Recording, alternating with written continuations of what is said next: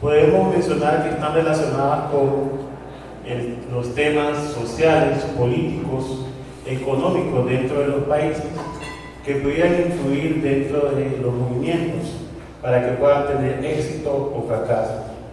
Ya conocemos la dinámica interna dentro de los países, los diferentes sistemas y formas que se rigen, igual la forma de los diferentes poderes, el cuarto poder, que son los medios de comunicación, cómo estos pueden afectar la distribución dentro del país, la geopolítica, entre otros aspectos que tienen que ver con lo social, lo político y lo económico. Otras condiciones que están dentro de las condiciones estructurales tienen que ver con el oponente. Realmente la fuerza que tiene el oponente, cómo puede influir dentro de los mismos movimientos, dentro de los activistas, el apoyo internacional, entre otros aspectos que van relacionados con el oponente.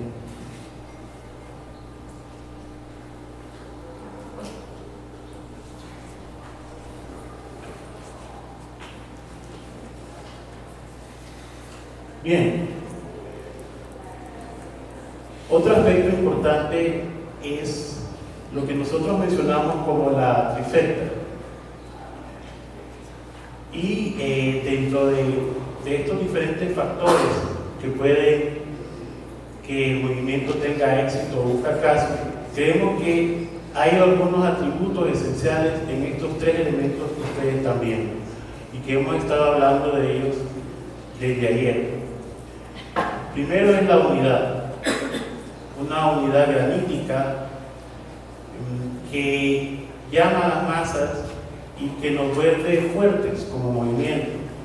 Y hablamos acerca del poder el día de ayer, poder convocar y llamar a otras personas y poderlos sensibilizar con nuestro movimiento, nuestra causa. La planificación, el tema de planificación estratégica, en el sentido de cómo o qué estrategias vamos a tomar, qué tácticas, qué campañas, los momentos adecuados, si existen las condiciones, el tiempo, el clima político o el clima, de hecho si está lloviendo, si está nevando, todo eso tiene que influir con las tácticas y las estrategias que vamos a desarrollar. Y la planificación en sí, la secuencia de cada una de las tácticas y la secuencia de los siguientes pasos, siempre teniendo los objetivos bien claros. Mencionamos el tema de los objetivos dentro de nuestra planificación, el tema del objetivo principal, el objetivo final de nuestro movimiento, entre otros aspectos que tienen que ver con la planificación que ustedes bien conocen. Y finalmente la disciplina no violenta. Una de las cosas que se teme dentro de los movimientos es que los activistas se vuelvan violentos. Entonces, el poder mantener la disciplina no violenta es esencial dentro de cada uno de nuestros movimientos, ya que sabemos de que esto nos sirve para poder ampliar nuestro propio movimiento y tener un reconocimiento y legitimidad ante la sociedad. Entonces, mantengamos esta disciplina no violenta y que también podamos transmitir esta disciplina a través de diferentes cursos, a través de nuestros propios principios, los cuales trabajamos el día de ayer, es sumamente esencial. Sí, el tema de Nashville y todo eso. Aquí se nos pasó mucho. Había otra categoría, son 3. Con el tema de la población. Uno de los aspectos importantes que se mencionó tiene que ver con la historia de los mismos movimientos, con la historia de la población, con el nivel educativo de la población, la situación que se encuentra la población referente a sus condiciones económicas, pero máximamente enfocado dentro de la persona. Entonces, tenemos que tener presente esas condiciones. Esta es la tercera, se nos pasó. Entonces, las condiciones estructurales determinan la aparición y resultado de un movimiento. ¿Creen ustedes que las condiciones determinan realmente si un movimiento puede ser exitoso o no? A ver, 2 o 3 personas que quieran participar. 1, 2, 3. ¿Micrófono? El micro inalámbrico. Ahí está, gracias. Acá. Vale. Yo creo que determinan la oportunidad política, económica, pero se necesita la acción. Y creo que de allí viene la siguiente parte que ustedes habían mencionado, que hay dos. Que por un lado está la estructura y por otro está la acción, la estrategia. Y de allí viene el ser humano como tal.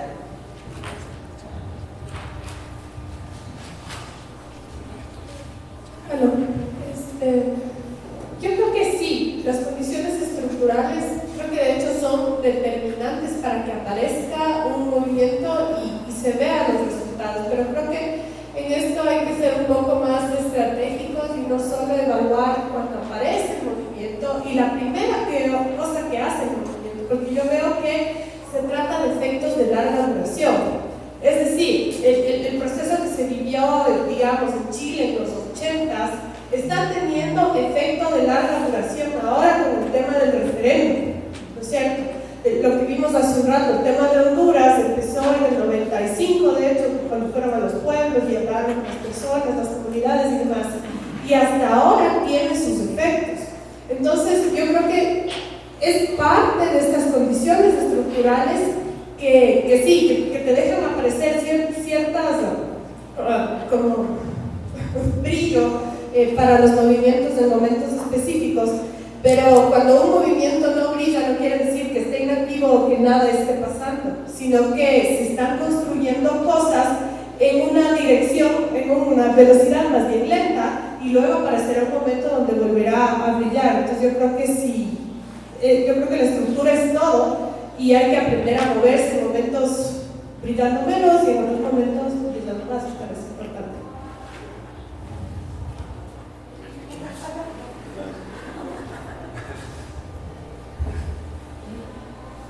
En mi opinión, creo que las condiciones estructurales lo que determinan es el tipo de movimientos y cómo aparecen. Porque los movimientos, si dependieran de las estructuras de las sociedades, habría países donde no se presentarían estos movimientos. Y vemos movimientos en todas partes del mundo, en todo el globo. Y si hubiera gente en la luna, los miraríamos ahí también. Entonces, sí creo que es como la textura del movimiento, las cualidades y la forma del movimiento lo que está condicionado por la estructura. Y lo otro que estoy viendo, que está sucediendo también, es que sí hay repetición con la no violencia. Hay repetición de cómo se solucionan las cosas. Porque esto del referéndum lo estamos volviendo a ver en Nicaragua, en el ejemplo de la formación de una coalición ante unas elecciones, lo estamos volviendo a ver. Entonces, tal vez los movimientos en el ADN llevan algunas cosas que les funcionaron en el pasado y las están volviendo a implementar ahora de una manera no violenta, y esto al final sí nos permite repetir, y les explico por qué. Si hoy me funcionó a mí que en una manifestación yo logré detener una abominación hacia la naturaleza, yo después voy a volver a hacer lo mismo. Si ya no me funciona, entonces voy a innovar. Entonces, en los países donde ya se ve que se han agotado muchas de los activismos y de las maneras de hacer lucha no violenta, estamos innovando. Y es ahí donde la estructura determina la aparición y el tipo de movimiento que va a funcionar. Gracias. Una última allá atrás. Y para Ya, yo creo que recogiste justo lo que iba a decir. O sea, la estructura no determina la aparición. Movimientos de lucha no violenta han existido en todos los escenarios y en todas las estructuras posibles. Socialistas, capitalistas, pobres, ricos, todo está en un constante cambio, está en constante aparición de los movimientos sociales. Entonces la cuestión estructural, como lo dijo el compañero, yo creo que sí va a determinar precisamente cuáles van a ser los objetivos de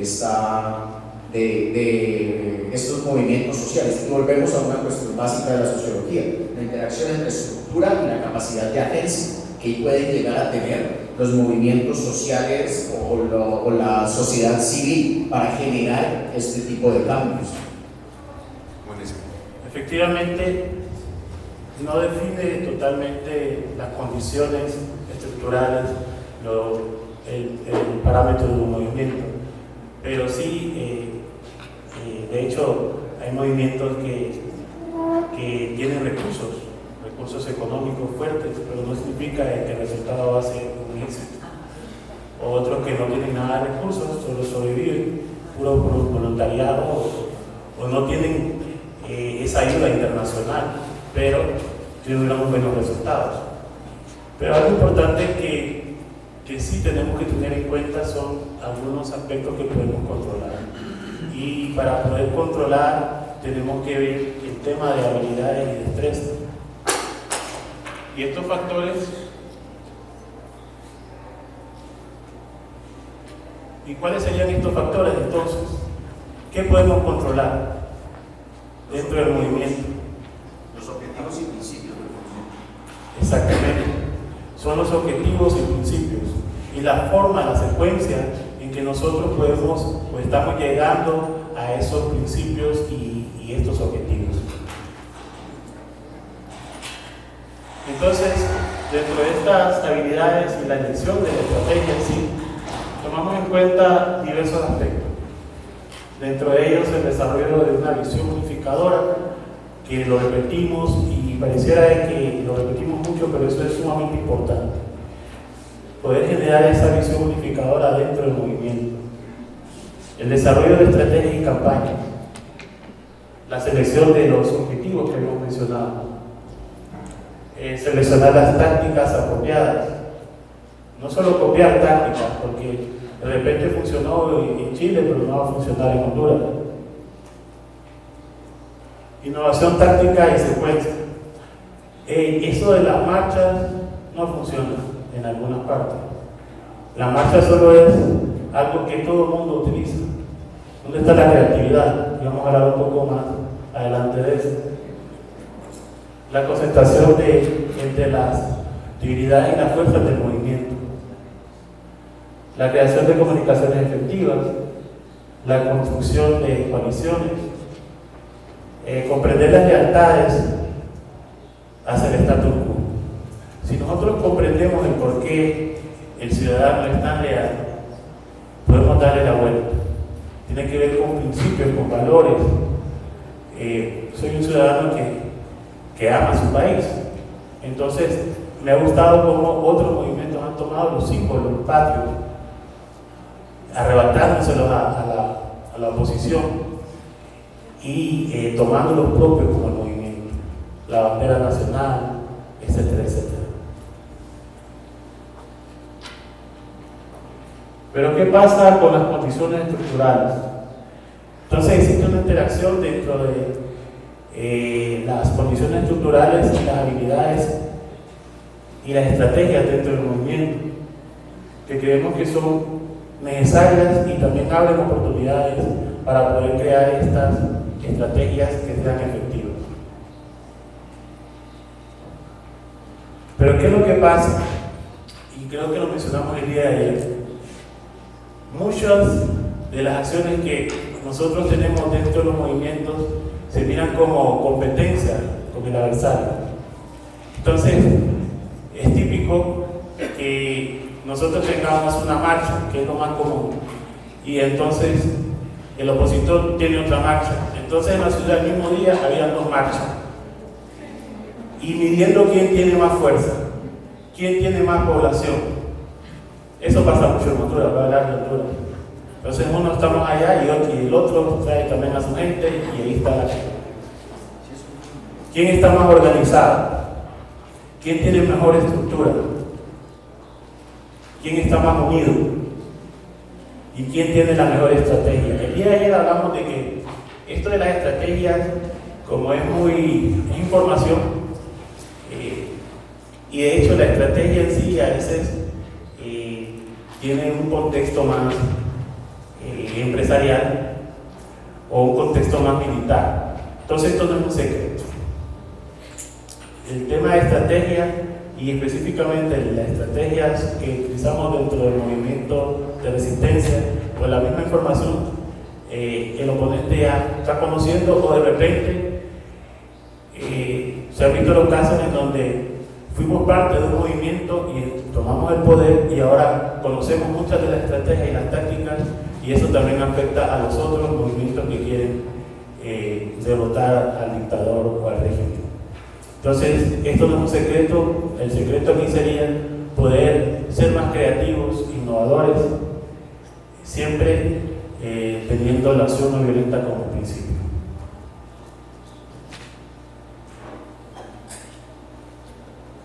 Entonces, la estrategia es un arte. Pudimos ver, sabemos esto, es arte, es ciencia. ¿Cómo se desarrollan entonces estas estrategias, Poncho? Bueno, antes que nada seguimos en esta línea de lo que viene hablando Edwin, de que es necesario en primer lugar, tener una visión clara de lo que queremos, saber hacia dónde vamos. Eso creo que es una de las cosas más importantes en una estrategia no violenta, porque lo que buscamos, a diferencia de la estrategia militar, no se trata de dominar o vencer al otro, se trata al contrario, de romper esa división, de romper la polarización, de generar unidad, porque finalmente, tarde que temprano, nuestro proyecto de sociedad futura requiere de todos y todas. No podemos pensar que hay un elemento prescindible en la sociedad. Todos somos súper importantes y necesarios, y sobre todo en un proceso de reconstrucción nacional, de transiciones democráticas, de luchas medioambientales, el mismo feminismo o el ecofeminismo, están precisamente apelando hacia una unidad, hacia romper estas divisiones que finalmente es lo que genera la opresión de unos por otros. Entonces, eso es una de las cosas más importantes para una estrategia. Entonces, una estrategia es una serie de pasos que nos llevan hacia un fin determinado. Si pensamos, como diría este dicho, que tácticas sin estrategia es el ruido antes de la derrota, es hacer muchas cosas, es hacer mucho ruido y no llegamos a nada. ¿Ok? Entonces vamos a hacer un ejercicio rapidísimo para ver qué tanto esto es cierto, qué tanto tener o no una estrategia ayuda a nuestros movimientos. ¿Ok? Entonces, Edwin, ¿me ayudas? Vamos a hacer un poquito de ruido. Muy bien. Ya saben que no somos muy tradicionales en nuestros métodos. Entonces, muy bien, vamos a hacer un poco de música, ¿les parece? Sí. ¿Les gusta la música? Sí. Ok. Vamos entonces, vamos a hacer una dinámica en la cual cada uno de ustedes va a hacer un ruido, un sonidito, y lo hace como un loop, o sea, lo repite una y otra vez. Piensen un sonidito específico y lo repiten una tras otra. Ok, vamos, Edwin y yo les vamos a ir señalando. A ver.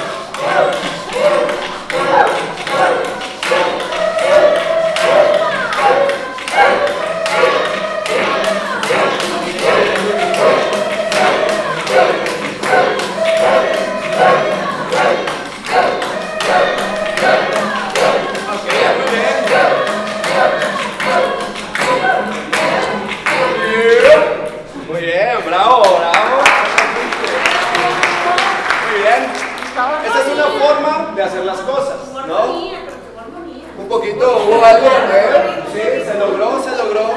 Pero digamos, cada quien estaba un poco en su rol, ¿no? Básicamente. Y a veces funciona, ¿eh? No quiero decir que no, a veces funciona, pero no siempre. A veces es ruido. Ahora les voy a proponer otra forma de hacerlo, ¿ok? Vamos a hacer, ¿les gusta como la música del rap? ¿Algo así? Ok, más o menos. Entonces vamos a intentar hacer una base tipo rap, ¿ok?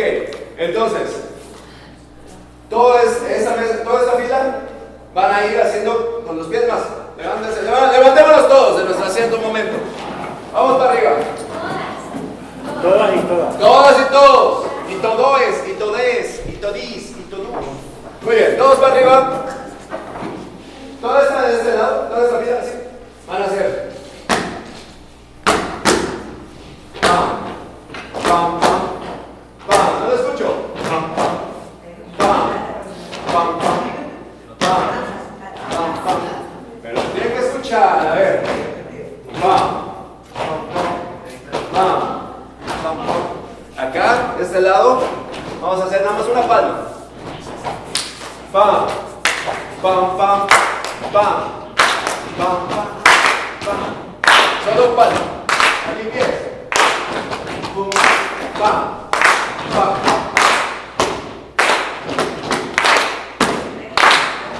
Fuerte esos pies en la tierra. Vamos a conectarnos con el todos.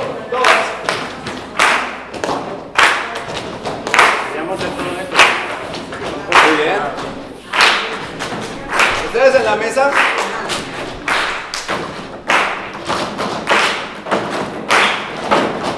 Pegamos.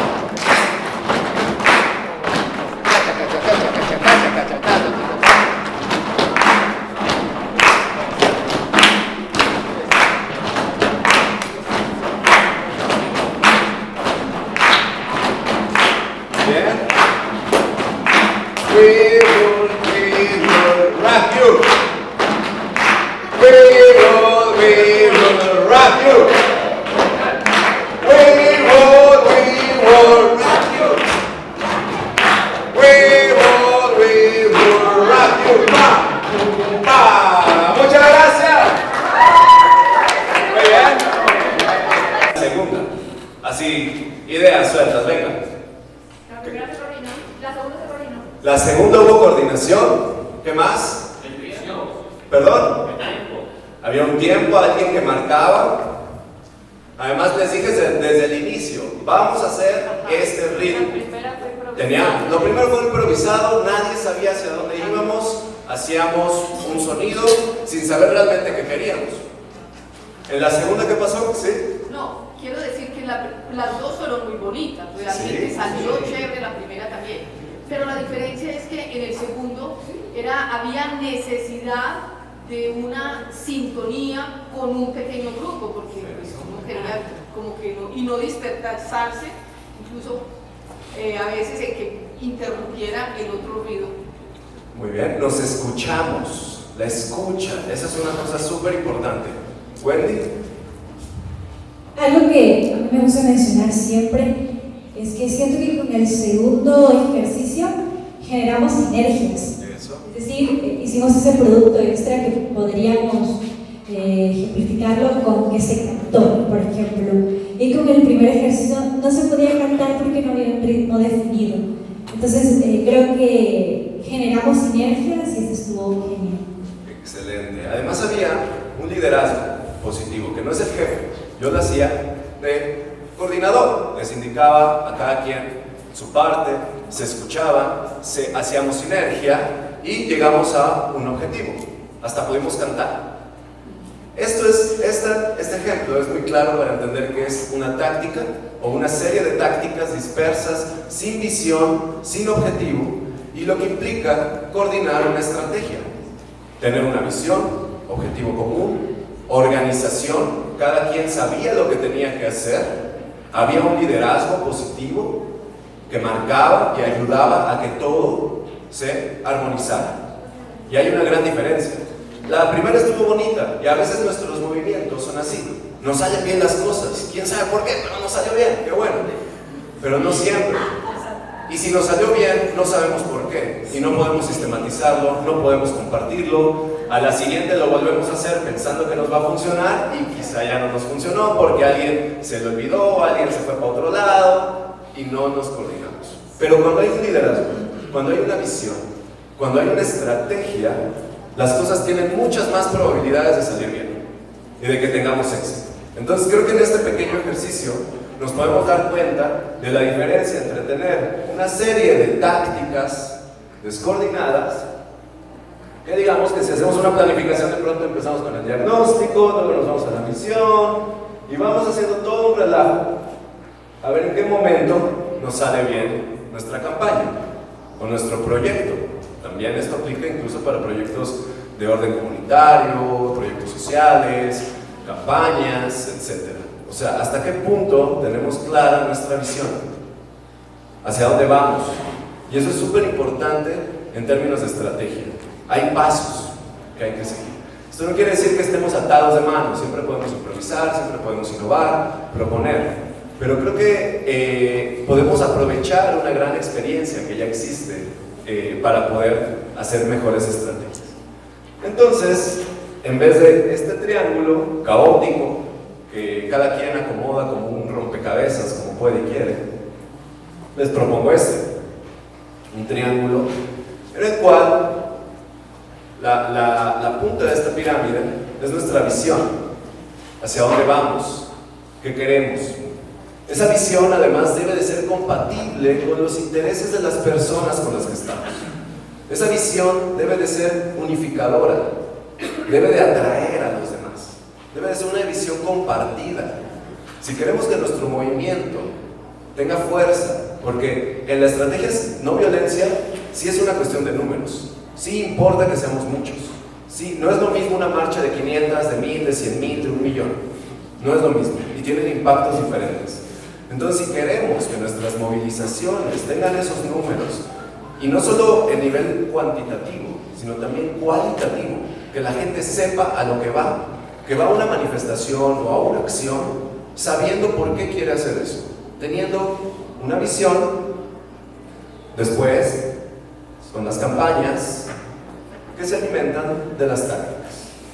Las tácticas son las acciones concretas, las cosas más claras que hacemos. Pero esas tácticas no pueden ir solas o pensando que si yo hago esto, de alguna manera voy a tener el resultado esperado, sino que deben de unirse a un grupo mayor, que es esa campaña que agrupa diferentes tácticas que responden a una visión. Y esto es súper importante porque pasa mucho, y quizás es parte de nuestra cultura latinoamericana, en la cual nos cuesta hacer esto. Nos cuesta plantear objetivos claros, medibles, certeros, concretos. Decimos, ¿cuál es el objetivo de tu movimiento? Salvar a la Pachamama. Joder. Pues está difícil, ¿no? ¿Qué vamos a hacer de aquí a que salvamos a la Pachamama? Pero si me dices, vamos a detener la construcción de una represa en el río tal, de esta manera, eso tiene mucho más sentido. Sí, la visión es salvar a la Pachamama. Sí, esa sí es una visión. Salvar, liberar a la humanidad, la paz mundial, eso sí es una visión de futuro, es nuestra utopía. Como decía Galeano, ¿no? Es eso que te hace caminar, que es inalcanzable, pero a la vez te hace moverte. Esa es la visión, pero mis objetivos tienen que ser concretos. Voy a salvar a la Pachamama haciendo una campaña por la defensa del río. Y para hacer eso, ¿qué voy a hacer? Como vimos ahorita en el video de Berta Cáceres. Pues vamos a hacer bloqueos, nos vamos a unir, asambleas, peticiones, bla, bla, bla. Hay una gran cantidad de acciones que siguen de eso. Entonces, ¿cuáles son, digamos, principios básicos para la planeación y diseño de estrategias? Es, como les digo, que tengan esta visión común, que sean acciones que tengan una respuesta amplia. Si no se puede masiva, que sí sea amplia, que sea representativa. La disciplina, ¿no? Lo vimos ayer en el ejemplo de Nashville, es súper importante, y ahorita lo acaba de mencionar de nuevo Edwin, acerca de que en la trifecta es una cosa súper importante saber mantener la disciplina. Imagínense si aquí en la canción ya estamos así bien prendidos, a punto de cantar, y alguien empieza a hacer lo que quiere, y alguien se pone a gritar. ¿Qué pasa con nuestra música? Se rompe, y eso pasa en las manifestaciones. Alguien se echa a correr, no tienes controlado a un grupito que empieza a aventar piedras, se rompe la disciplina y afecta a todo el movimiento. Es la naranjita podrida que te daña el jugo, ¿no? Solo una naranja te arruina el jugo. Y esta es una metáfora que usamos mucho en la música.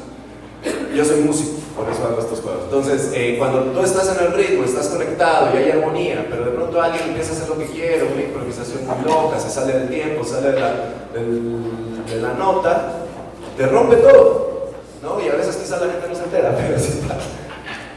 Otra cosa importante es que están fuera de las instituciones, son acciones extralegales, van a tener una consecuencia, de ahí la idea de desobediencia civil.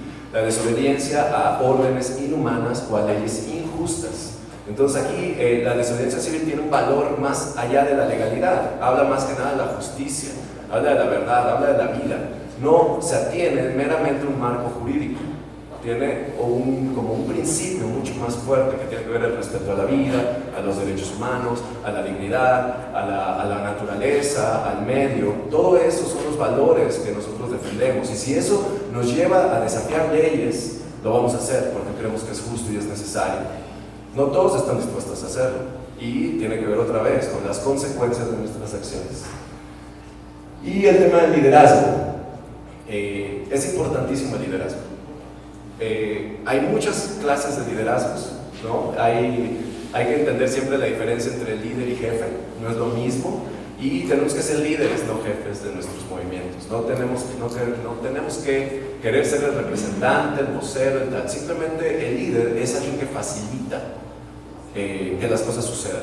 No es alguien que ordena, no es alguien que tiene que estar arriba de los demás. Estamos todos en el mismo nivel, pero es necesario que alguien pues dirija un poco, ¿no? En nuestro cuerpo todos los miembros son igualmente importantes, pero tenemos una cabeza y un cerebro que ayuda a que todos los demás se coordinen y funcionen. Entonces, no quiere decir que el cerebro es mejor que mis pies, ambos son tan importantes y necesarios para vivir, pero finalmente cada uno cumple su función. En los movimientos orgánicos funcionan de la misma manera, como un cuerpo, como un sistema, ¿ok?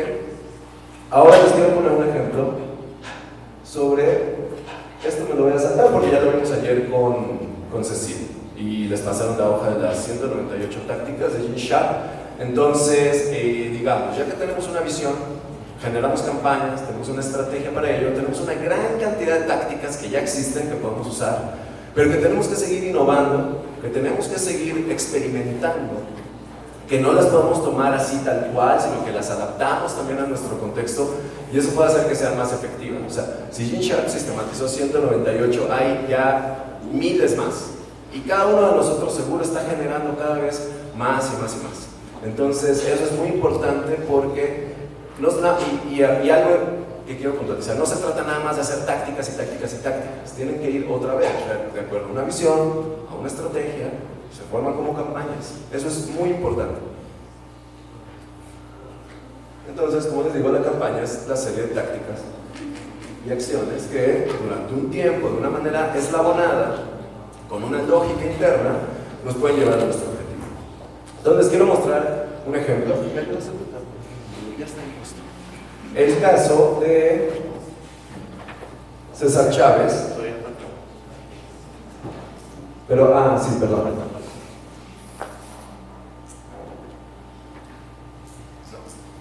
Antes de eso, vamos a profundizar más en el tema de campañas. ¿Sí?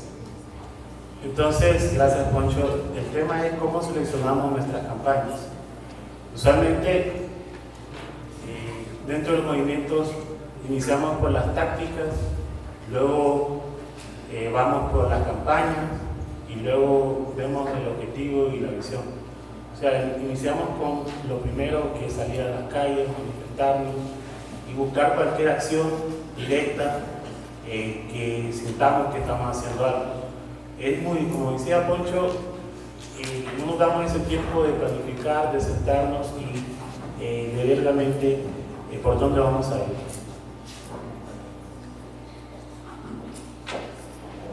Entonces podemos ver algunos ejemplos de campañas exitosas, las cuales tenían una serie de acciones que eran complementarias.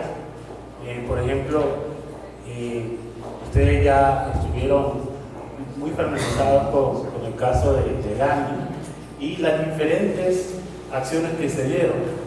no solo fue la marcha, pero también hubieron diferentes boicots y hubieron otro tipo de acciones que fueron complementarias para que realmente esta campaña fuera exitosa.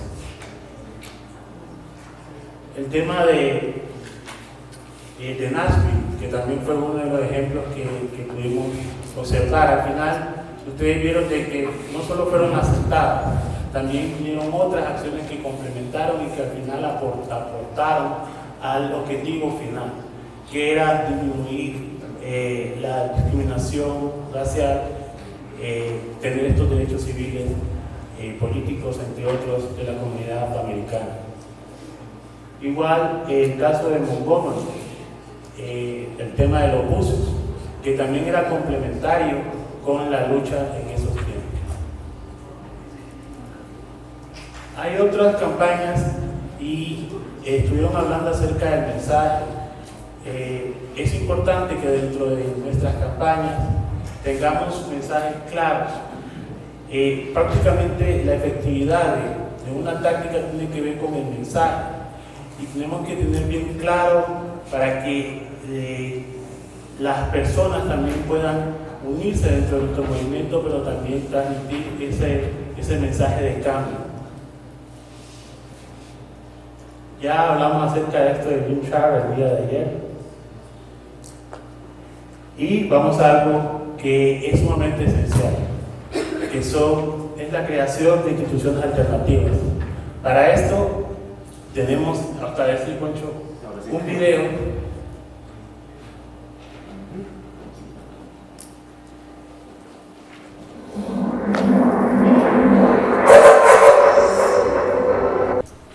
Igual nuestra compañera de Brasil, si nos quiere contar, que es la que seguramente entendió todo. ¿Quieres explicarnos algo de lo que dice, Janine? Bueno, les cuento. Pracatum es un proyecto en Salvador de Bahía. Es precisamente como vimos, ¿no? y se explica, pero bueno, si no le cachamos. Ellos en una favela que se llama Candeal iniciaron este proceso a través de la música, de la cultura, y se ve que están tocando tambores, pero eso cataliza un proceso de unificación de la sociedad donde se empiezan a organizar para generar nuevos proyectos productivos, proyectos de mejora de la comunidad, proyectos de los habitantes para mejorar la economía o educación, salud, empleo. Todo esto es parte de lo que se llama la construcción de instituciones alternativas, de cómo podemos, otro aspecto importante de la lucha social no violenta, que Gene Sharp casi no le dio importancia, pero que ya digamos que se ha reconceptualizado, se ha vuelto a trabajar en eso, fue como, y Gandhi lo llamó programa constructivo. Ya desde Gandhi él era muy consciente de que no se puede solo hacer la acción directa, la lucha social, que también tenemos que tener propuestas, que debemos de tener también alternativas para la comunidad, para la gente que está más abajo, y que el cambio es de abajo hacia arriba, no de arriba hacia abajo. Y ayer lo vimos con la teoría del poder. Creemos que el poder solamente como que se irradia desde la punta de la pirámide hacia abajo, entonces pensamos muchas veces que el cambio social también es así, que si tumbamos la punta de la pirámide, entonces todo hacia abajo va a cambiar, ¿no? Y las violencias culturales y estructurales también van a cambiar si deponemos al dictador, si sacamos al malo, si sacamos a la empresa. No es así, porque finalmente la violencia está desde la base de la sociedad. Y como diría Pam McAllister, dice, es muy difícil ya poder distinguir entre oprimidos y opresores. Creemos que el opresor nada más está allá arriba, vestido de traje, y es el rico, es el político, pero ahí también, y creo que el feminismo es quien más nos ha enseñado esto, que el opresor está en casa. El opresor también está en todas las clases sociales. El opresor y las relaciones de poder se juegan en toda la red social. En toda nuestra estructura social hay relaciones de poder, hay opresores y oprimidos. Entonces cada vez es más difícil pensar el cambio social solo de arriba para abajo, porque finalmente, ¿qué hacemos con todas estas relaciones de poder que están ahí en toda la sociedad? ¿Qué hacemos con los opresores domésticos? ¿Qué hacemos con los opresores de edad? Los adultos sobre los niños, hombres sobre mujeres, humanos sobre animales. Entonces, ahí hay muchas relaciones que también hay que cambiar. Y de las instituciones alternativas, el programa constructivo, apela a este cambio de abajo hacia arriba. Tenemos que empezar a transformar desde la base de la sociedad y ofrecer alternativas reales y actuales. Sí, de aquí a 10 años viene el cambio social, político, la transición a la democracia, pero la gente ahorita se está muriendo de hambre. En Venezuela ahorita no tienen agua, no hay luz. ¿Qué vamos a hacer ante eso? Ante esa situación de hoy. Y finalmente, unas y otras se refuerzan mutuamente. Si logramos generar programas constructivos, modelos de reconstrucción social fuertes, eso va a ayudar a nuestras campañas de lucha social, porque ese es también una potencia política muy fuerte en las comunidades. Creemos que nada más es el que va a la marcha, que generalmente es un estudiante de cierta clase, urbano, tal, pero nos olvidamos de toda la gente que está en el campo, de los pueblos indígenas o de los pobres urbanos. ¿Qué hacemos en esas circunstancias? Y creo que eso es algo súper importante dentro de una estrategia. No solo es ir a la calle, es también, o sea, es ir al barrio, es ir a la comunidad, ensuciarse las manos, barrer basura, y muchas veces no queremos hacer eso. Nos gusta estar desde el Twitter, nos gusta ir a las asambleas, hacer nuestra penitencia en la marcha, pero ¿dónde queda la gente que no puede ir ahí? Que nunca ha ido a una asamblea y nunca se va a enterar de eso. ¿No? La señora que entrevistaron ahí en Nicaragua, es muy claro, tenemos que hablar por esas señoras, ¿no? Una señora común que entrevista y dice, pues aquí vivimos súper mal y nadie se ocupa de nosotros y me da igual. Y con ganas, te lo digo. Y es fuerte la expresión de esta mujer, ¿no? Ahí luego se correrá el video para que sepan de qué hablo, y los nicas por eso se ríen. Bien que lo saben. Deberíamos ponerlo, es que es maravilloso. Y esa es la voz del pueblo. Y ese es ahí donde tenemos que empezar a reconstruir. Ahorita terminando es más, se los pongo, ¿no? Por eso, hay que verlo. Pero bueno, seguimos. Entonces, ¿qué hace que las tácticas sean efectivas? Siempre trabajamos con el tema de planificación. Entonces, necesitamos tener objetivos claros, tener un mensaje, que estas tácticas tengan dilemas, que sean innovadoras, que sean secuencialmente tácticas y que podamos ejecutarlas de una manera efectiva.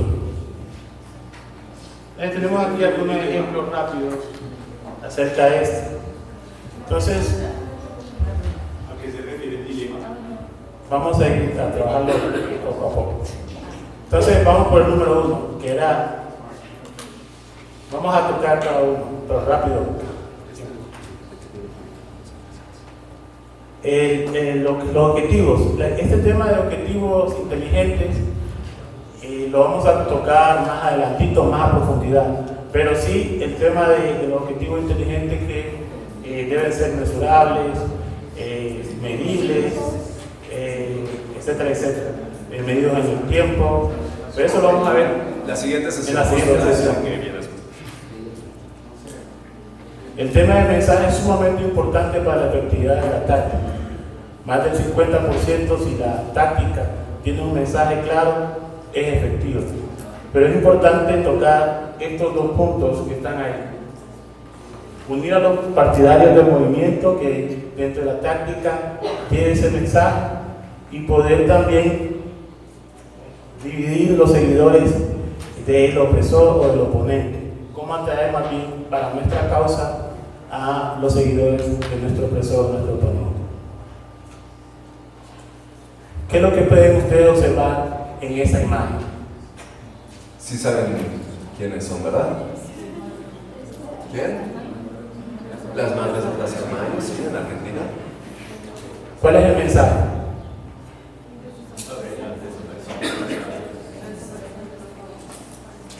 ¿Creen que cumple con los dos criterios que teníamos anteriormente? ¿Sí? ¿Por qué? A ver, una persona que quiera responder por qué. Todas son madres. O sea, no importa de qué clase vengas, no importa dónde sea, eres madre. Y no. Espérame.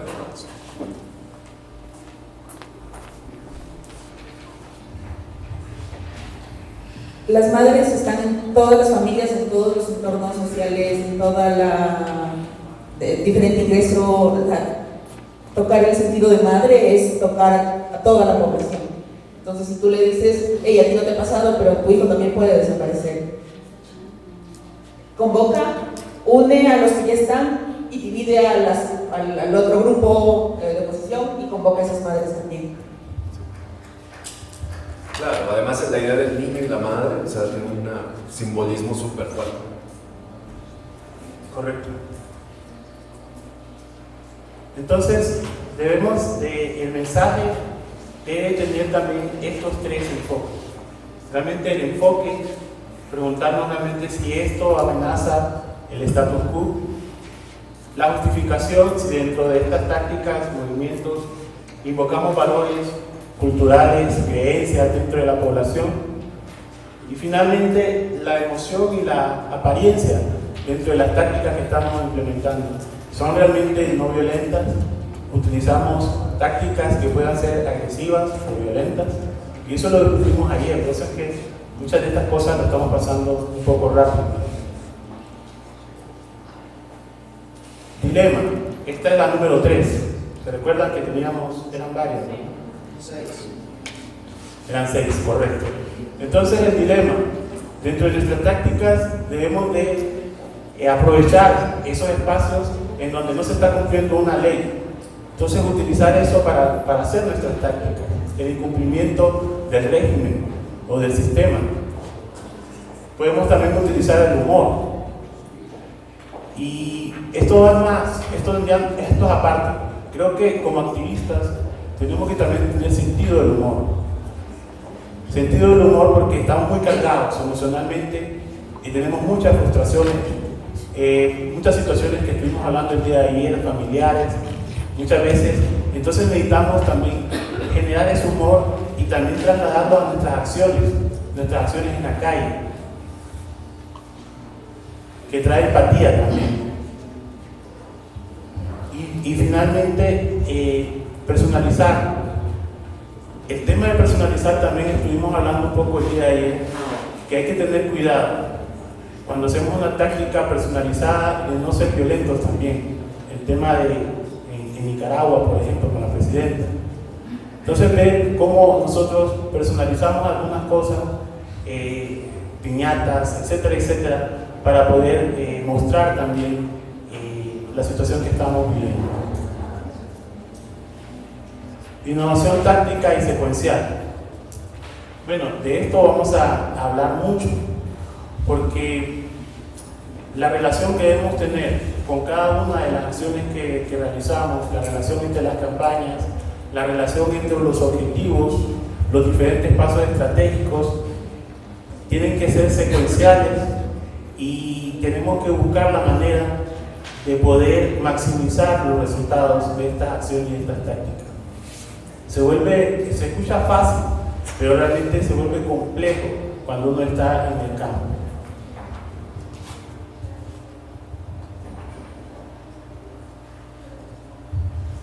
Dice que las tácticas son más efectivas cuando se secuencian unas con otras. Ahora vamos a hablar un poco acerca de esta secuenciación táctica a través de un ejercicio, de un caso, es el caso de César Chávez, y vamos a poner un video. Luego vamos a explicar un poco más cómo fue todo el caso. Vale. Y entonces el punto era los trabajadores migrantes, ¿no? La explotación que estaban sufriendo, que se les pagaba nada, que no tenían derechos, que eran sobreexplotados.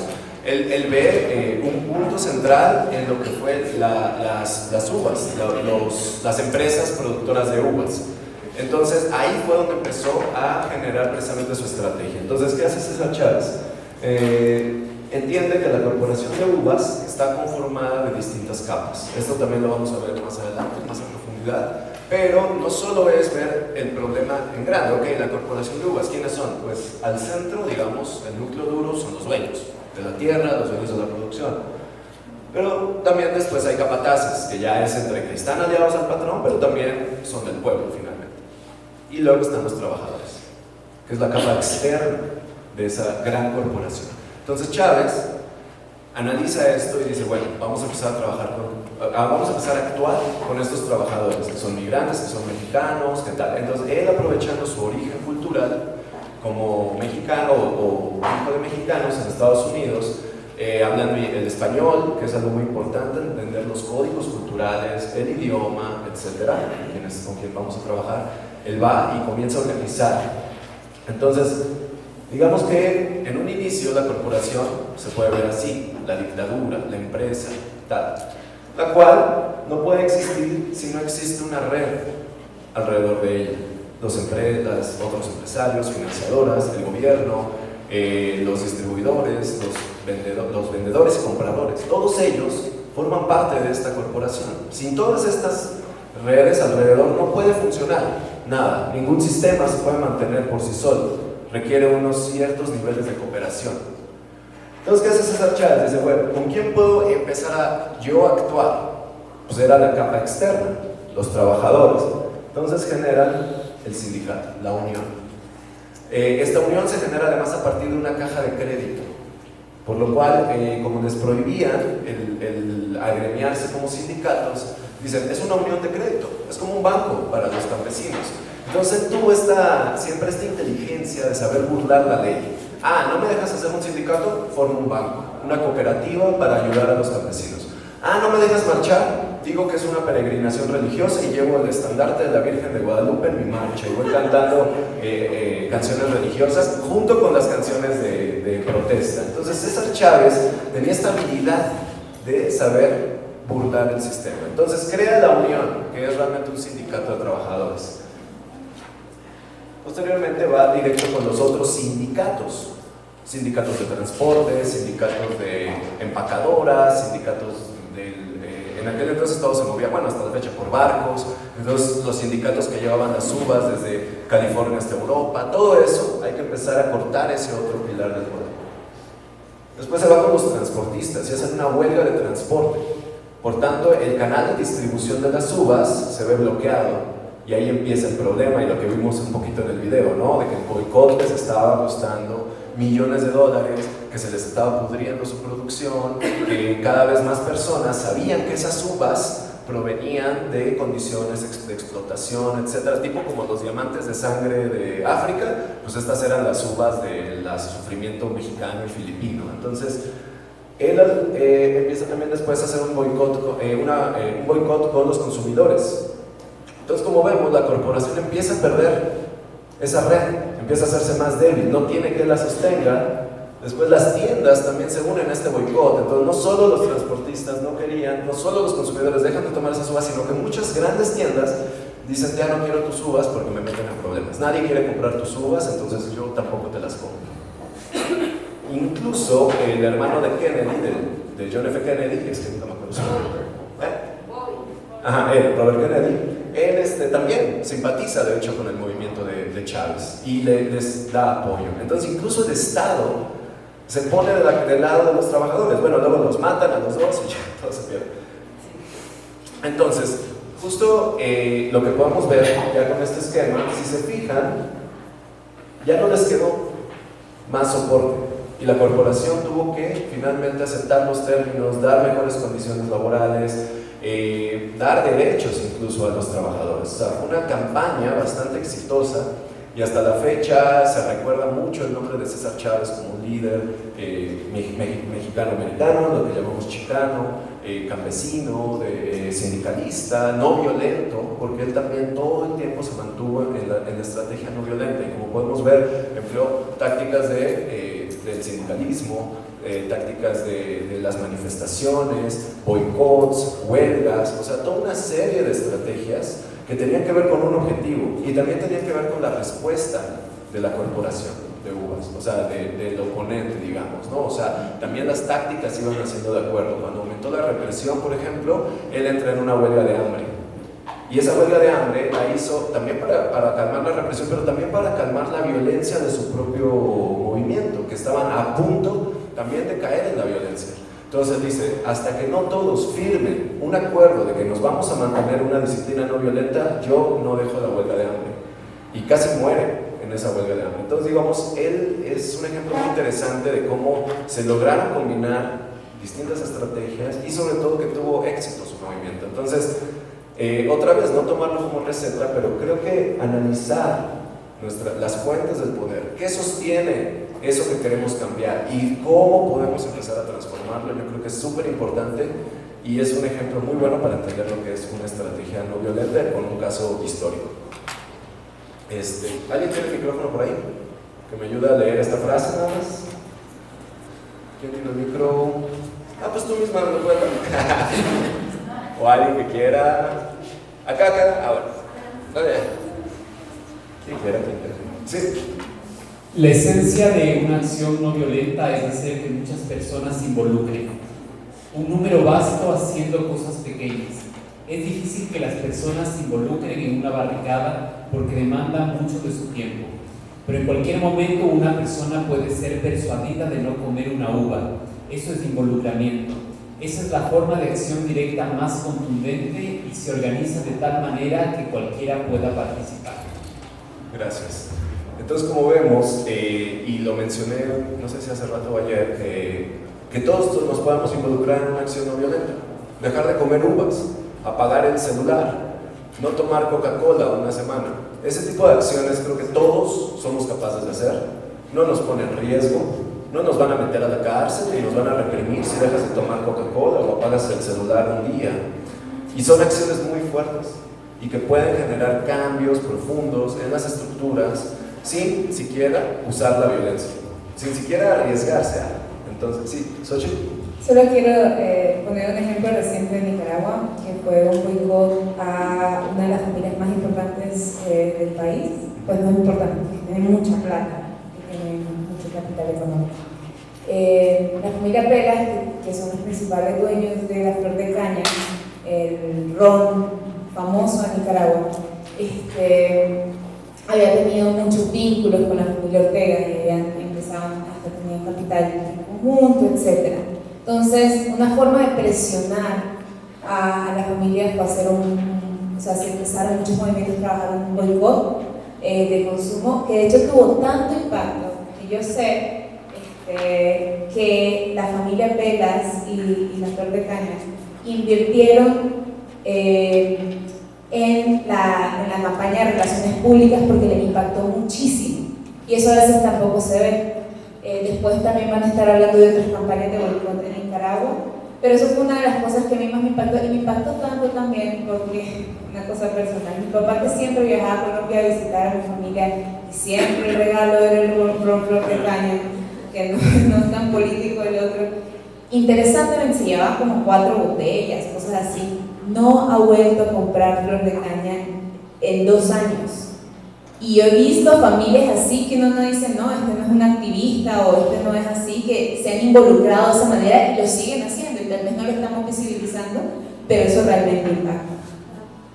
Es eso, es cómo involucramos, cómo hacemos que todos se involucren en nuestro movimiento, ¿no? Desde su posición, desde su lugar, desde la acción más mínima puede contribuir, y para eso es la estrategia, para saber que esas acciones mínimas cómo pueden contribuir a algo más grande, que no necesita ser activista ni nada, que cualquiera de nosotros, desde un niño, un joven, un anciano, un perro, los que sean, se pueden sumar a nuestros movimientos, y eso es lo importante, que nos hagamos inclusivos. Entonces, bueno, sería eso ya. Sí, un buen ejemplo de secuenciación táctica, y pudieron ver que se tuvo una secuencia realmente con las diferentes acciones que se desarrollaron. Bueno, también tenemos ejemplos de secuenciación táctica con el tema de edad. Los números, lo que va a decir Poncho, valen. La velocidad de la movilización y realmente la desmovilización también cuenta entre las tácticas y la secuencia de las mismas. La disciplina, el clima, la hora, la ubicación, y creo que habíamos hablado mucho de esto ya. Otro ejemplo de ejecución táctica, perdón. En este caso es un ejemplo de Egipto, en donde se informa a través de panfletos en internet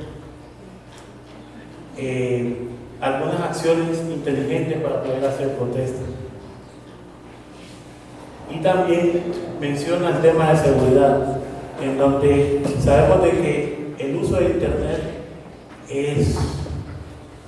es friki, ya que muchas veces el gobierno tiene control de las redes sociales. Entonces también utilizaron otro tipo de estrategia, el poder utilizar todas estas tácticas, toda esta información acerca de las tácticas cuando iban a desarrollar las acciones. También ahí mismo les mencionaban a ellos cómo eliminar toda la información, porque una de las cosas que también nos afecta es que dejamos muchos rastros para el opresor una vez que hacemos las acciones o antes que hagamos las acciones. Siempre desde la ejecución táctica tenemos que estar muy pendientes de la ubicación, lugar y cómo vamos a hacer nuestras acciones. Usualmente uno va 3-4 días antes al lugar donde se va a realizar la acción para verificar, ver dónde pueden ser los puntos de acceso, los puntos de salida, cuáles son los lugares de resguardo, cómo salir corriendo, etcétera, etcétera. Aquí hay otro dentro cuando estamos desarrollando nuestras tácticas, nuestras acciones. Bien, ya de aquí creo mucho que vamos a abrir para algunas preguntas, comentarios acerca de las estrategias, las tácticas. Sí, entonces abrimos ahorita a 5 participantes, o sea, 5 preguntas, las contestamos y si queda tiempo vamos por otros 5. ¿Les parece bien? Sí. Para cuidar tiempo o comemos menos tiempo, ya a la hora del almuerzo y seguro tenemos hambrita. Entonces, 5 participaciones, levanten la mano. 1, 2, 3. 3 nada más. Bueno, vamos con 3, sí. Por favor, compañero. Bueno, creo que una de las primeras cosas que usted mencionaba era el tema de estrategia y número. Y eso a mí creo que particularmente me causó mucho ruido para algo que pasó aquí en Ecuador. Y bueno, no relacionado específicamente con el tema del paro nacional, pero sí con algo que de hecho pasó en el 2016, con una marcha que se organizó, que era una marcha supuestamente como por la vida, y se llamaba Mis hijos no te metas, y que al final terminó siendo casi un fenómeno nacional. Y en realidad lo que más se captaban estas personas era el número de personas que salieron a las calles, que en realidad fue un número sumamente desbordante. En realidad desbordaron casi toda la ciudad de Quito, Guayaquil, los principales centros urbanos del país. Y yo quiero rescatar esto particularmente porque además las consignas que tenían eran sumamente machistas, xenofóbicas, también muy homofóbicas, y creo que esta lógica que ellos usaron fue como que el vivo ejemplo de decir, sí, nosotros vamos a proteger a la familia, nosotros queremos educar a nuestros hijos e hijas, bueno, ellos son sus hijos, y además oponernos totalmente a esta idea de la ideología de género. Entonces, con esto me queda mucho la duda, porque lo que hablábamos mucho en nuestras clases de derechos humanos era que finalmente nuestras causas siempre están en oposición a la mayor parte de la población. O sea, muy poca gente comparte en realidad nuestro punto de vista. Y esta campaña, que fue una campaña totalmente por derechos, caló muchísimo en la sociedad ecuatoriana, que es muy católica, que es muy religiosa, y creo que ese tema de cosas del número, creo que hay que considerarlo muy relativamente, porque lamentablemente y desde mi propia experiencia, muy pocas veces las personas van a ser aliadas a nuestras causas. Sí, vamos a contestar nosotros. Y creo que es muy importante el tema de las consignas. Las consignas deben ser positivas, tienen que unir, buscar, es lo que hemos estado hablando acerca de la unión, de llamar la atención al público en general. Y el tema de números tiene que ver también con la disciplina no violenta y tiene que ver con la infiltración, porque entre más gente tengamos dentro de nuestras acciones, más posibilidad tenemos que infiltrados entren y hagan ruido. Pero también tenemos la posibilidad de controlarlo, porque si nos conocemos dentro del movimiento, fácilmente podemos aislar a estas personas que están haciendo ruido, que de repente, y son 10.000, pueden ser 10 que están haciendo el espectáculo, y esos 10 son los que van a salir en la primera plana del periódico y que van a salir en el noticiero de la noche. Yo diría, quizá eso que mencionas es un ejemplo de cómo sí impactan los números, cómo un mensaje que unifica a la sociedad hace que vayan a la calle. O sea, un mensaje conservador en una sociedad conservadora pues va a tener impacto y la gente va a salir a la calle. Qué lástima que sea para este tipo de causas, pero creo que el argumento es el mismo. Si nosotros tenemos la capacidad de transmitir a la sociedad un mensaje que les una, que les haga sentido, la gente se puede unir a las causas y que desde hace cuántos años fue esta marcha y que toda la diría la sigues mencionando, quiere decir que tuvo un efecto, desgraciadamente para el otro lado, pero de que lo tuvo. Y la otra es que no solo importa la cantidad, y es cierto, es también la cualidad, o sea, que la gente sepa lo que va. No queremos acarreados, o sea, no somos un partido político que busca además llenar una plaza, queremos gente convencida, gente que sabe a lo que va. Entonces, no sé, yo creo que es una discusión muy amplia porque, y ayer se mencionaba, también ya la derecha o los grupos conservadores, etcétera, están también utilizando las tácticas de acción no violenta, están leyendo a Sharp y creo que también es un tema como nosotros tenemos que ir más allá de eso, o sea, también creo que por ahí va. Sí.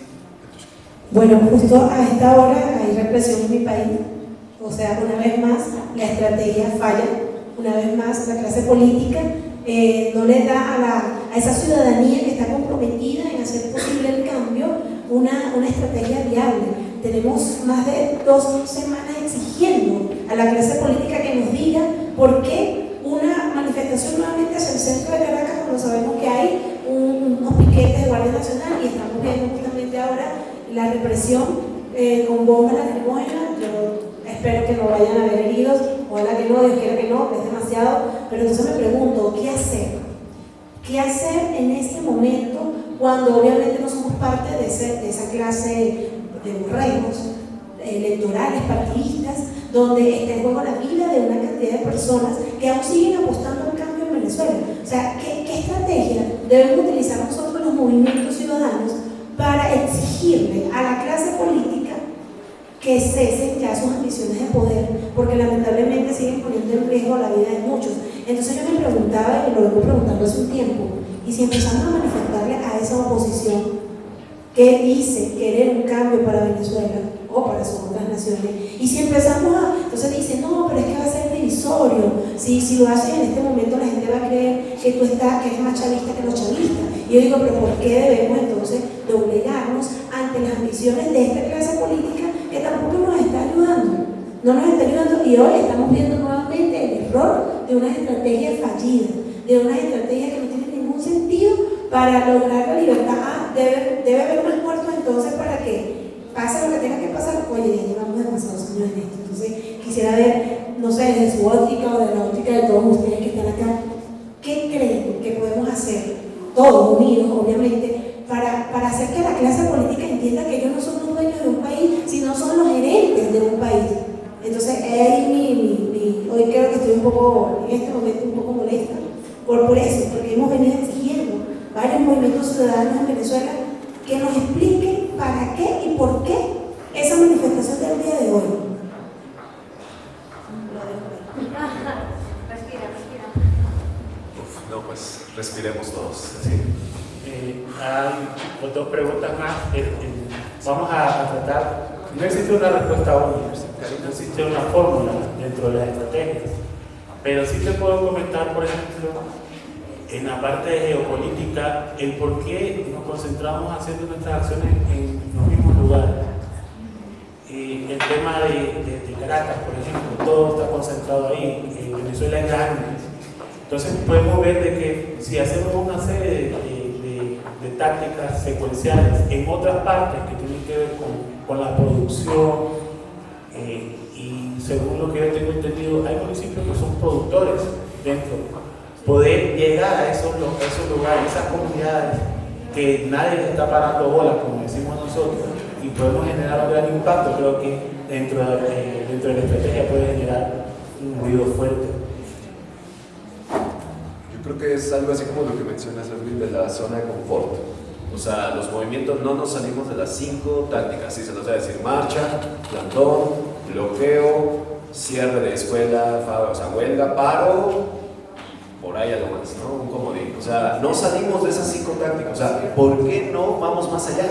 ¿Por qué no le apostamos a los boicots, que son súper efectivos? Y eso, ahí puedes ver la unidad de la sociedad ante un tema, como lo que nos platicaban ahorita de Nicaragua, y ha habido muchos ejemplos en muchos lados. Ayer hubo un paro mundial de mujeres, ¿no? Y la idea era para que se parara toda la producción y se viera el impacto económico, social, de que no estén las mujeres ahí, digamos, ¿no? Entonces creo que esas acciones hay que apostarle, porque ya se ha desgastado demasiado la movilización callejera, la protesta en las avenidas, además las avenidas de siempre.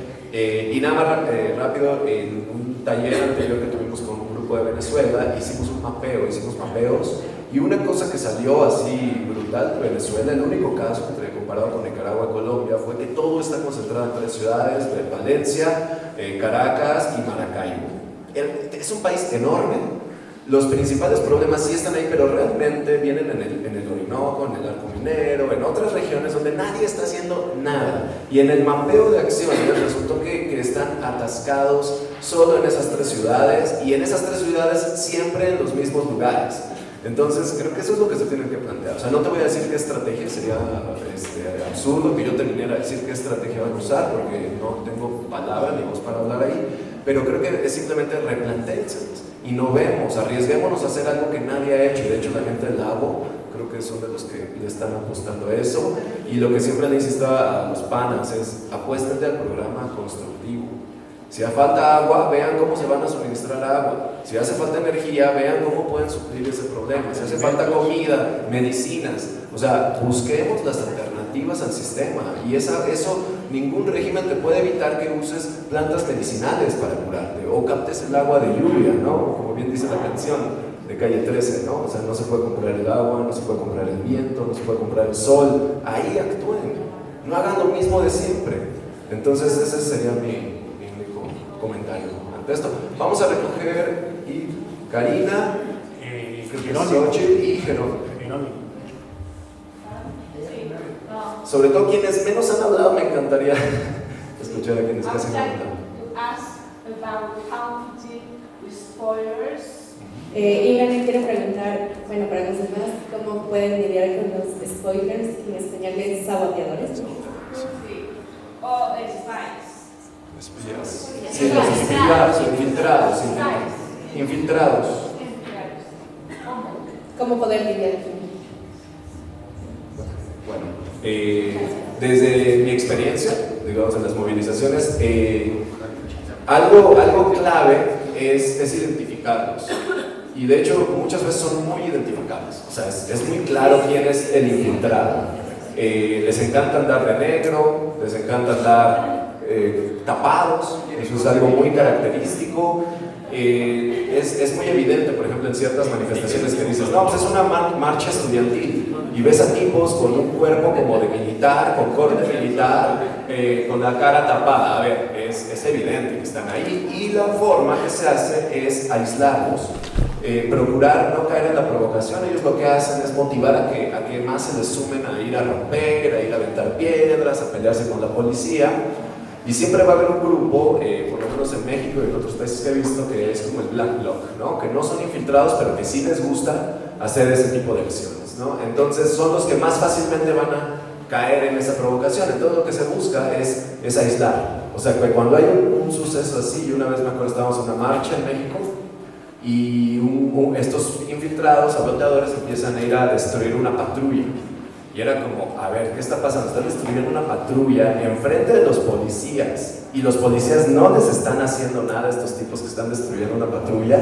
Entonces un grupo de nosotros que era de acción directa, como que cercamos y evitamos que más chicos de la manifestación fueran también a destruir la patrulla, porque eso era lo que iba a dar el pie a que la policía. Y fue increíble cómo logramos aislar a 2 tipos que estaban solitos destruyendo la patrulla. Todos nos hicimos hacia un lado, se quedaron ahí, y hasta la policía se quedó así como de, ¿y ahora qué hacemos, no? A esos no los podemos agarrar porque son pagados, son de nosotros mismos.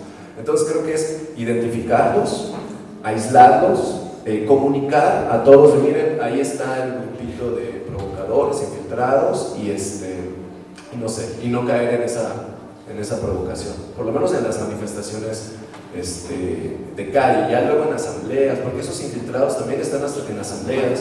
Muchas veces no nada más es el que va a romper vidrios, es el que habla en las asambleas, el que tiene voz, el que tiene muy buenos argumentos, el que sabe convencer, el que rompe los acuerdos, así que ya estás a punto de llegar a un acuerdo y dice, no, porque las revoluciones, es el más radical, así es otra forma de identificar a esos tipos, son los más radicales, los que no quieren, los más ultra radicales. Ahí están muchas veces los infiltrados, ¿no? Que no quieren conciliar, que rompen acuerdos, que están generando disputas, divisiones internas. Ahí los pueden identificar también. Sí, otro aspecto que hay que tener cuidado es la captación del opositor, de nuestros propios activistas rebeldes que se sienten que las acciones todavía no están llegando al objetivo inmediato. Entonces hay que tener cuidado porque este rebelde puede volver un rebelde negativo y que sea fácil captarlo por parte de las compañías o por parte del mismo gobierno. Y él lo conocemos, entonces no creemos de que sea un infiltrado, porque ha estado dentro del movimiento. Muy bien. Vamos, Karina, por favor, y creo que ya va a ser la última, porque ya tenemos 5 minutos. ¿Qué tiempo? Nos quedan 5 minutos, digo, tratemos de usar esos 5 minutos solamente. A mí me parece importante también mencionar en la táctica, que es el tema de cómo cuando una táctica no funciona, también cómo la documentamos y cómo la replicamos a otros territorios. Ha sido el caso de Nicaragua, por ejemplo, de que se convoca una manifestación, pero evidentemente van a haber policías, van a haber paramilitares que van a estar ahí, eso se sabe. Pero ¿qué se hace entonces? Hay grupos organizados que hacen piquetes express, entonces eso la policía no lo puede controlar, nunca lo ha podido controlar porque no sabe dónde la gente va a aparecer. De repente aparece un grupo en Masaya, otro en Matagalpa, que son los departamentos de Nicaragua. En Managua, por ejemplo, que se aparecen en tal lado, entonces no se utilizan los mismos lugares. Entonces yo creo que es importante también de cuando las tácticas no funcionan, de cómo las seguimos utilizando y cómo las seguimos contando. Eso por un lado me parece importante. Y por otro lado también el tema de la clase política, que ya sabemos qué clase política tenemos en Nicaragua, el empresariado apoderándose de la lucha estudiantil, por ejemplo. Entonces, ¿qué se hace? Yo recuerdo, a 6 días de la protesta, la empresa privada llama a una manifestación que era una burla en Managua, porque era una manifestación que querían hacer como de 1 kilómetro. Entonces eso, la gente estaba como con mucho entusiasmo de manifestarse. Entonces, ¿qué se hizo? El empresariado dijo, demos la vuelta acá y acá termina la manifestación. La gente era, yo recuerdo una Managua con, no sé, 100.000 de personas, no sé, 1 millón de personas. ¿Y qué hizo la gente? No le hizo caso y la gente recorrió casi toda Managua para llegar hasta una de las universidades donde habían estudiantes atrincherados. Entonces, ¿cómo aprovechamos las convocatorias también y qué fuerza podemos llegar a tener para aprovechar esas convocatorias que las hacen, que invierten recursos también para difundirlas? ¿Cómo aprovechamos todo eso y nos tomamos, nos apoderamos de lo que ya está ahí y de que la gente esté en las calles? Eso me parece que es importantísimo. Gracias. Sí, Guillermo, ¿quieres mencionar algo?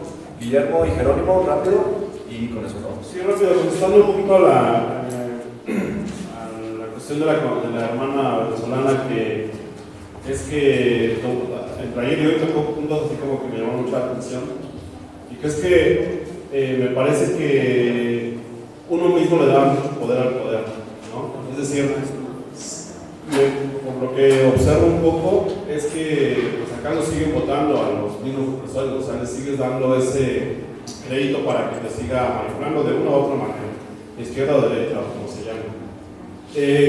Y me parece un punto fundamental porque justamente ayer también tocaba un poquito de lo que te comentaba, ¿no?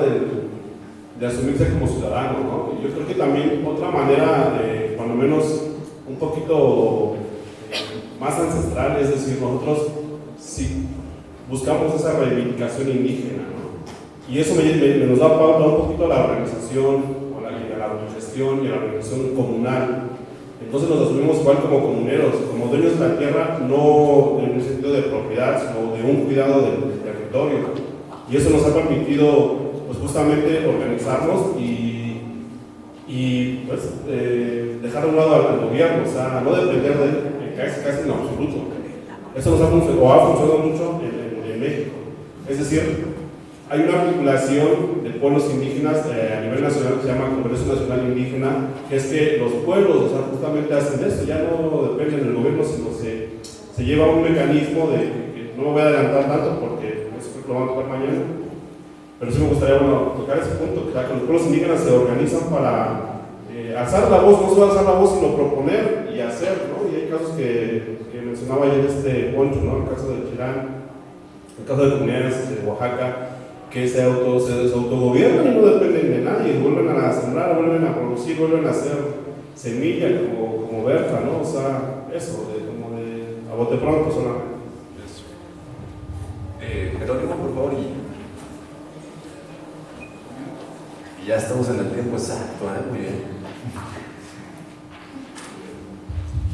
Sí, yo quería hacer más énfasis, y este es un tema que a veces nos genera demasiado pues, mucho contenido, pero ya que estamos hablando de campaña, táctica, estrategia, también asimismo también tenemos que hablar de la comunicación que van a llevar estas campañas. Siento yo que a veces nos enfocamos porque el grito sea el que le diga a la población, y al final las campañas de la lucha no violenta son para la población, no es para el régimen. O sea, vos lo que querés es concientizar, ganar más números, meter más gente y moralizar a las personas, informarles de las cosas. Entonces, a veces siento yo que las tácticas son muy buenas, las campañas son muy buenas, están muy elaboradas, tienen muy buenos pasos, pero la comunicación falla. Entonces, cuando la gente no sabe por qué estás en la calle, porque la gente no sabe por qué estás haciendo esta marcha, por qué hiciste ese muñeco, por qué, entonces no estamos moralizando a las personas, no estamos ganando hacia nuestro movimiento. Y caemos en el autoconvocadismo, que es lo que sucede en Nicaragua, que llegan y comienzan a replicar de manera, solo ven por la televisión, y es algo que las redes sociales al mismo tiempo es un enemigo, ven una proyección y dicen voy a hacer lo mismo en este territorio. Está bien, la idea está bien, pero tenemos también esa decadencia de que no nos comunicamos con la persona que está haciendo esa gestión, esa campaña, y le decimos, ok, yo quiero hacer esa campaña, me quiero unir a ustedes y hacerla en mi territorio. Entonces pierde la esencia, pierde la comunicación, no se logra enviar el mensaje que se necesita enviar. Y a veces estamos combinando política con lucha no violenta. Entonces cuando eso sucede, hay muchos que quieren ser los protagonistas. Entonces mandan esas comunicaciones erróneas hacia la población se desmoraliza y la campaña pierde el éxito que estaba destinado a tener.